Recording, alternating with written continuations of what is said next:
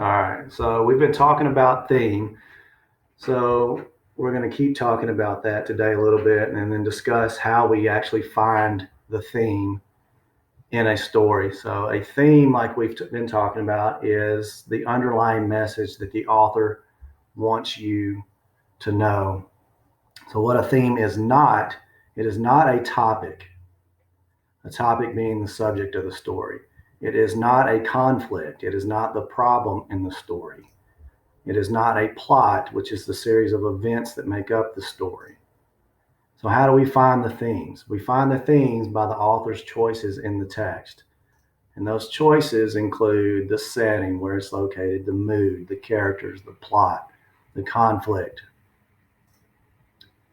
So, in The Tortoise and the Hare, do you all remember that the theme of that story, slow and steady wins the race? So they found the theme of that by examining the characters and the conflict and the plot. So the characters obviously were the tortoise and the hare, and they focused on their natural talents and their approach to racing.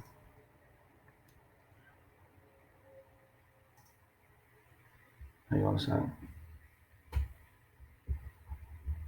Good morning, Corey.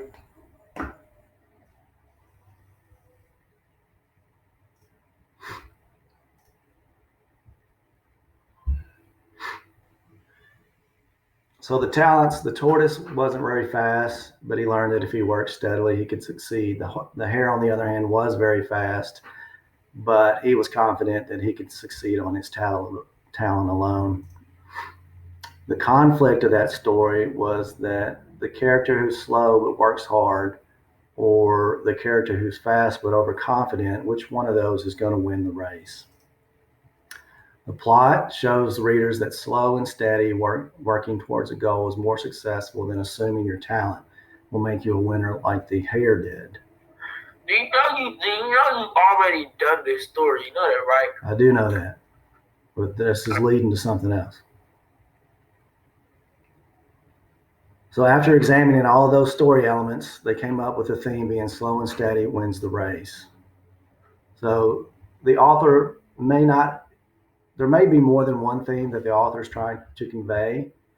And how do we know what that theme is? Well, we don't really.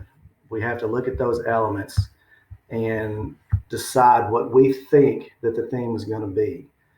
And then once we do that, we have to find clues in the story that support what we think the theme is, and then we use that as evidence to back that up. So, say for instance, Taraz, you may read the story and think the theme says this, and then you'll go in the story and you'll find sentences and passages from the text that back that up. But on the other hand, Savannah may come in and say the theme is this, but then she'll go in the story and pick out sentences and passages to back that up.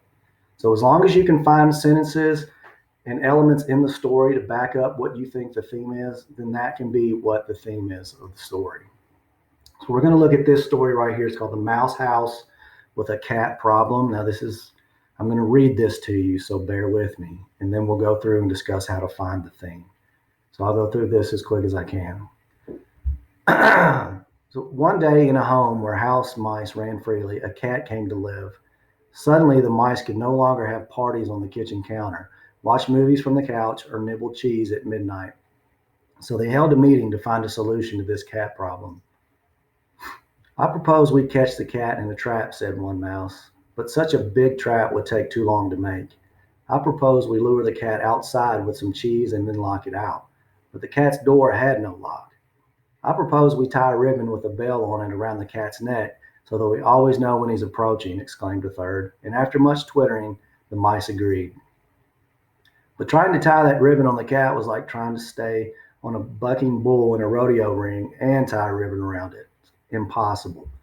So the mice met again. Shoot it with an arrow, exclaimed one. Clobber it with a book, cried another. Tie it up and tickle it until it can't see straight, said the youngest mouse.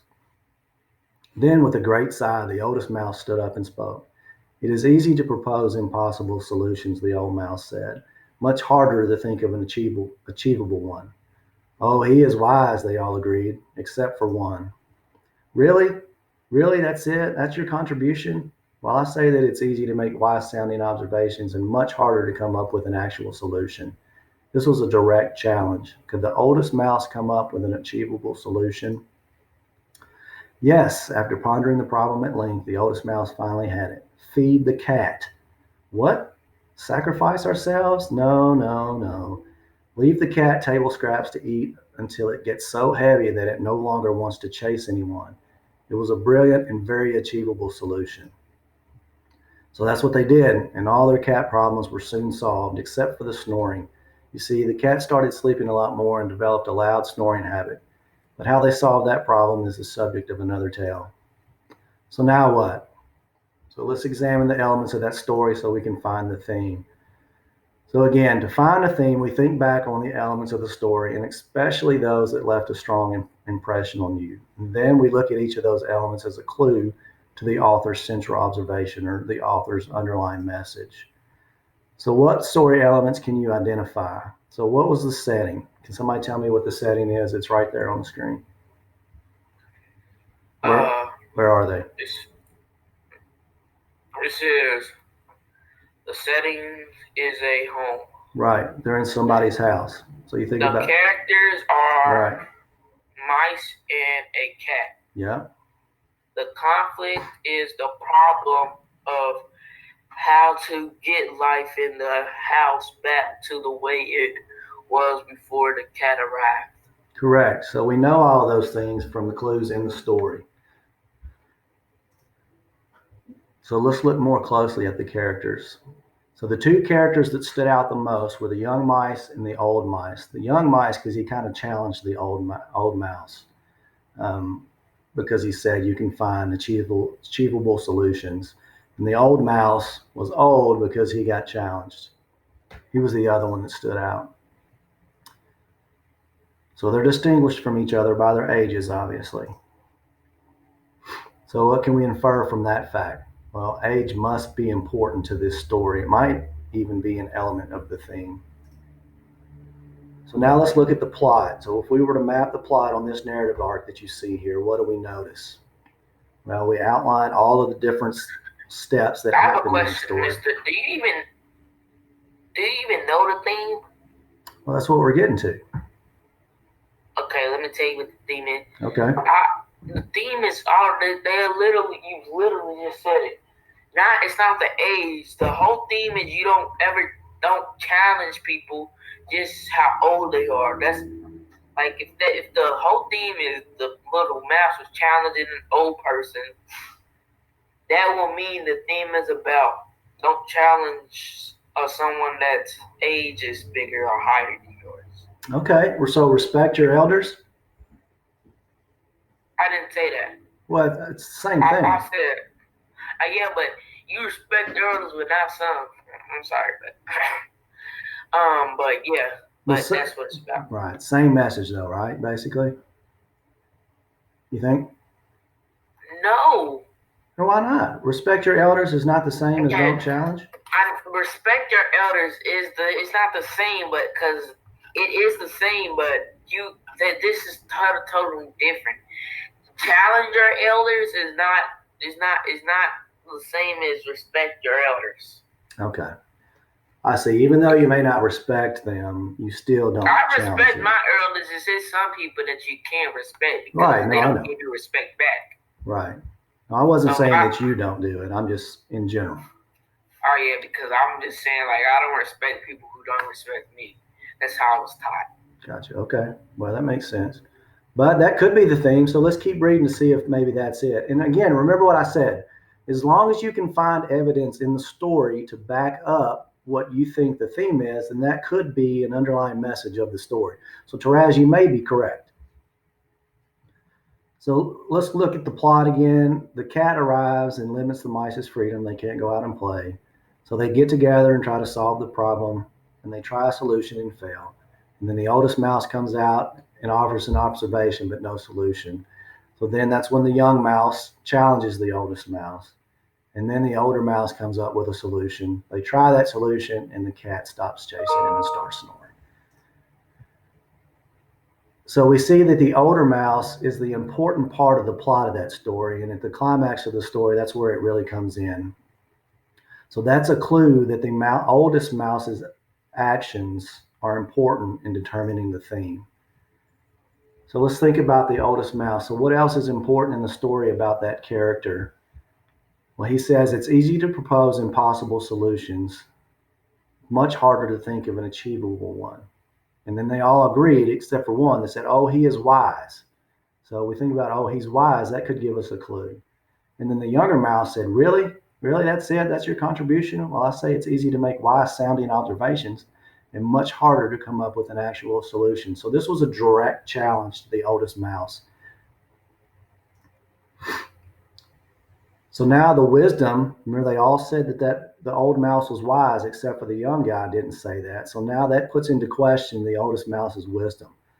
So is the older mouse really wiser than the others, or does he just like to make those easy, wise sounding observations? So what's the answer there?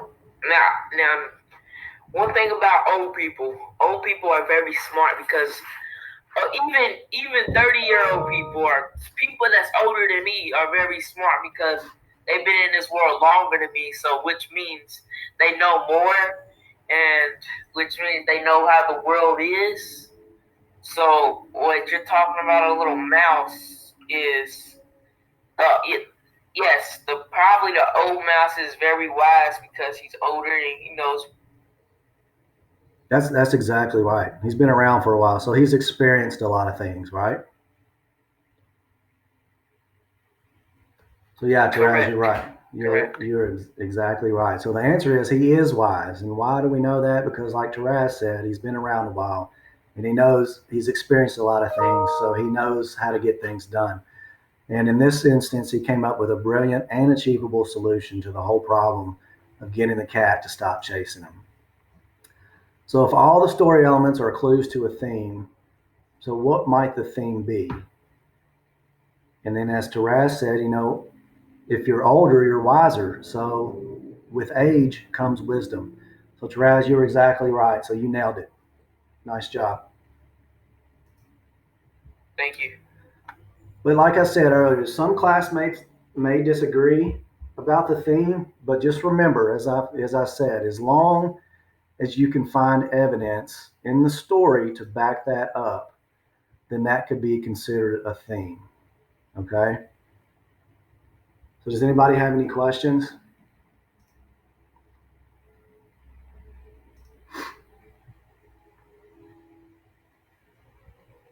Is that interesting, huh? Taras, thank you for sharing. I really appreciate that. You're welcome. All right, so what I'm going to do, has everybody done work on Think Circa? You know what that is? Some people might, but I don't know. Okay, well, I'm going to assign that on our Google Classroom, and I'll give you instructions on how to get there. But you log in through Clever. And once I post the link, if you can't get on there for some reason, please let me know. Send me an email or a message, and we'll work through it. But I will post that here shortly on our Google Classroom and let you all get started on that. And it won't be due until next week. So I'll do that here shortly. And I apologize for missing Tuesday. I've been sick with a sinus infection, as you might be able to hear in my voice.